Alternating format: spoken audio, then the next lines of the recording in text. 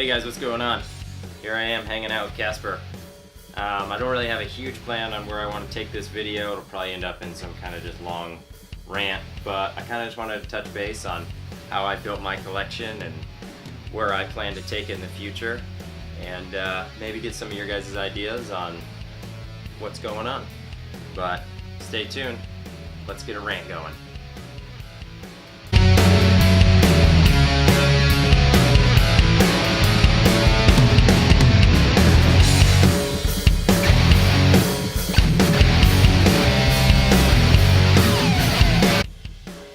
Well, here it is. Casper's found her spot. That'll probably stay for the rest of this video. This is what she does. Pull her out, clean cages, and she hooks on something, usually my arm, wraps herself around, doesn't move. She hangs out with me the rest of the day until I forcefully take her off of me and put her back in her cage. But that's why she's my favorite. She's so friendly. Unreal. This is the snake. This is the snake that I want all of my snakes to be like. She's absolutely incredible. But let's get back to the point of the video.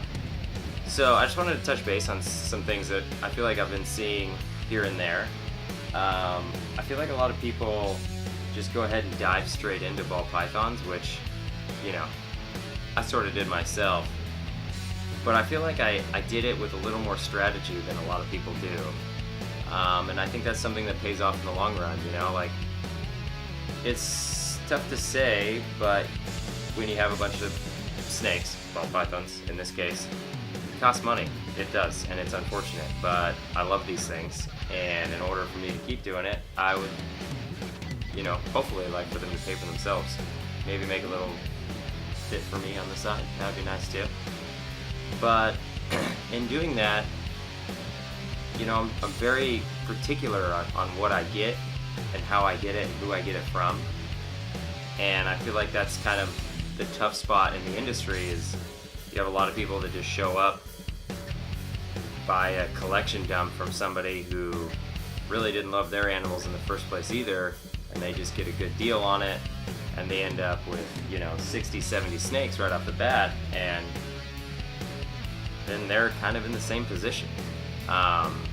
So, you know, not saying that I know everything or really know anything for that matter, but I kind of just wanted to touch base on how I planned my group animals, you know. I hate saying collection.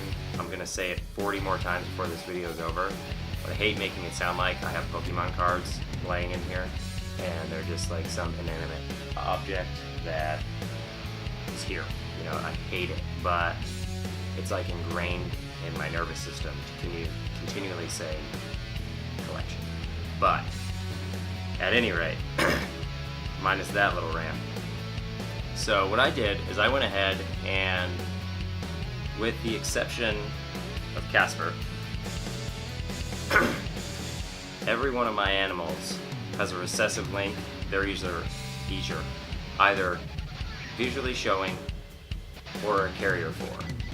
And I think that alone is something that pays dividends in how you can market and sell your animals in a future date. The recessive traits just hold their value more, you know? Everybody has the ability to take, you know, let's say, which is crazy, you can find, you know, a 4,000 gram normal female for $100, you know, on Craigslist. Some people are even giving the dang things away. And you can take that banana and you can plug that banana to it and make half the clutch bananas and make a decent amount of money. But the problem is that everybody does that, and then the market's flooded with bananas. And bananas just, you know, the morph I'm using right now, this can be dead with anything. So really what I try to do is I try to save my money where I can and make those expensive purchases up front that are going to hopefully retain value longer in the long run, so that I can not only keep feeding these snakes, because it's getting expensive month by month, but I can reinvest into more animals myself, because that's what this all is for. I guarantee half the money made by the big dogs up top or just respent back in the industry. I feel like for the most part the money never leaves. It just changes hands and gets put into different snakes. You know, we're all addicted to this. I mean, I'm assuming that anybody watching me right now really likes snakes, or they wouldn't be watching me. They'd be watching, like, you know, Brian Barczyk or one of the bigger name guys that have thousands of followers. So I just think it's kind of a unique thing to do, is to go ahead and really put some thought into what you're buying, who you're buying it from, and what it's going to do for you in the future, you know? And that's nothing wrong with co-dominant and dominant traits. I think they're fantastic. My big plan is that not only do I do recessives, but everything I do, I don't want to just get a het for pie. If I'm going to get just a het for pie, it's going to be an inchy pastel, or it's going to be a banana, or it's going to be, you know, there's going to be some kind of other recessive tagged onto the co-dom. And that's, I think, how I want to continue to build my collection, and I think that's something that is going to eventually pay me back dividends in the resources that I put up front. And I think that's just something kind of maybe for everybody to think about. You know, granted, like I said, I don't know what I'm talking about. I'm sure there'll be a couple people on there that think I'm dumb, but it's just kind of my method, you know. Every snake I buy, I first love that particular morph. I haven't bought anything yet that I don't like. And I think that's something that a lot of people kind of stray away from and kind of go towards maybe what's hot or what's good, or, you know, whatever it may be. But I feel like you need to start with you first. You gotta buy the thing that you enjoy, and you have to make the snakes that you want to make, and you don't really need to care about what's cool, really, because this is why we're all in it. We're all in it for the joy of the hobby, you know? So that's my first bit of how I built. You know, I always bought something that was cool, and that's why, you know, this snake here, it's not anything recessive. However, it is a super, so, you know, I won't get any normals out of this, which is incredible. And this right here, this was my first ball python that I got after I had kind of gotten out of ball pythons, and this was always, you know, an absolute dream snake of mine. I originally got her just as a pet, and then wouldn't you know it, as it kept going and as it moved forward, here I am again with a giant freedom breeder behind me and a bunch of snakes and a freezer full of frozen rats. So that's just kind of how it goes. It's thoroughly an addiction. But that's the reason I got her, because I loved her. I've always wanted this morph, and so that's what I did. And then as I've kind of progressed, I've decided to really dive into the recessives. You know, everything I have right now is either het pied, a visual pied, or het clown, or a visual clown. I do have the scaleless heads, and I really think that those are essentially recessive. I mean, they act recessive. Nobody cares about the scaleless head. Everybody wants a scaleless snake. So in my opinion, it's recessive. I realize it has a visual marker, but really I think there's an argument made for a lot of animals that are recessive have visual markers. I even dare say that an argument can be made that a lesser is a het blue-eyed leucistic. I mean, that's what it does. It put two of them together and you have a solid white snake. So I think people get a little carried away with that kind of stuff, but I digress. So at any rate, that's kind of just what I wanted to talk about.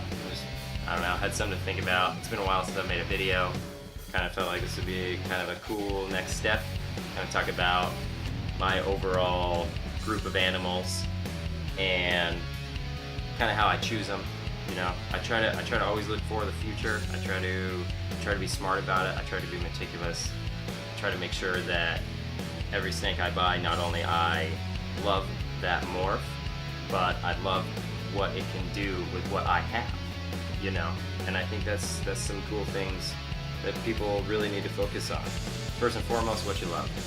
Secondly, after you figure out what you love, maybe what can you do with it? You know, what are you gonna do? That's why this is such an amazing hobby, because it always gives you something to look forward to. You know, there's always something sort of going on. There's something you can do in 3 years from now when that female grows, and you know, blah blah blah. And it's such an awesome hobby to have, because it always leaves you with something more to do.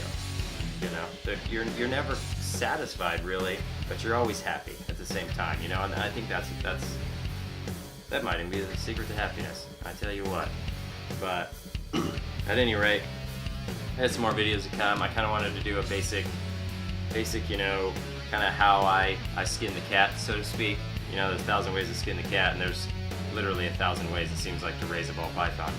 But I kind of wanted to do a video here shortly of kind of how I have my things set up, what I do, what substrate I'm on, my thermostat, my basic setup. Obviously there's a Freedom breeder behind me, you guys know that. But I don't know, just kind of wanted to do a little video of that nature, so to speak. But yeah, all in all, here's Casper again, looking fantastic. Finally on small rats, plugging them down. Always hungry, this one. Just shed, looking beautiful. Hate to say it, my favorite. Checking out the camera. But thanks again, guys. Hope to hear some feedback from you guys. If you want, you guys jump over to Instagram and follow my Instagram account, Stay48Exotics. I post there constantly, and that's kind of what my main social media outlet is. But I hope to be doing more videos. I really actually do enjoy this. They are actually a substantial amount of work though. You know, it's surprising. But there it is, guys. Have a great day, and hope to be posting and talking to you guys on here more. And see ya.